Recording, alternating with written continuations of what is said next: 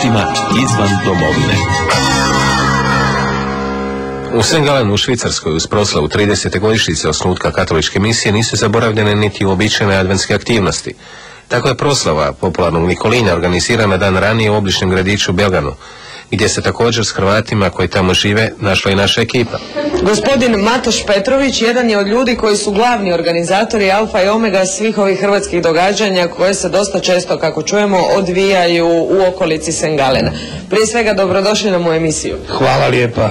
Gospodine Matoš, kad ste vi došli u Švicarsku i odakle?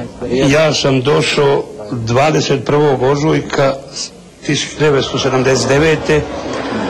I prije toga sam bio 2 godine u Austriji, radio sam, pa me je povukla želja da malo vidim kako je u Švicarskoj, jer u Austriji nisam imao šanse familiju, rođake i braću zaposliti, a čuo sam da se u Švicarskoj može, pa sam tako ja pokušao preko granice Švicarske da pređem i pošto sam dobro pričao njemački tada, jer učio sam u školu njemački, našao sam građevinsku firmu, jer to mi je struka, radio sam prije toga u Zagrebu, u gradnju, bio sam 5 godina samostalni obrtnik, radio sam u...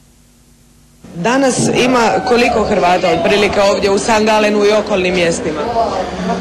Pa ja vam to ne bi mogao reći u St. Gallenu i okolnim mjestima, mogu bi samo reći ovdje u Balgahu da nas ima sad kao obitelji između 80 i 100, to je jedno malo mjesto, jer ima nas još ovdje koji ima 3, 4, ja imam 4 djece, na primjer od mene već imam 3 obitelji, 2 sina su oženila, izašli su, kćer se udala i tako, da imamo velik broj, ali ne bi vam mogu reći ja točan broj, ali ima nas. 60-ih ste došli ovamo. Kad su se ovdje počeli osnivati hrvatski klubovi? Znači da ste počeli nešto organizirati, da se nalazite, imate svoje zabave, svoja događanja?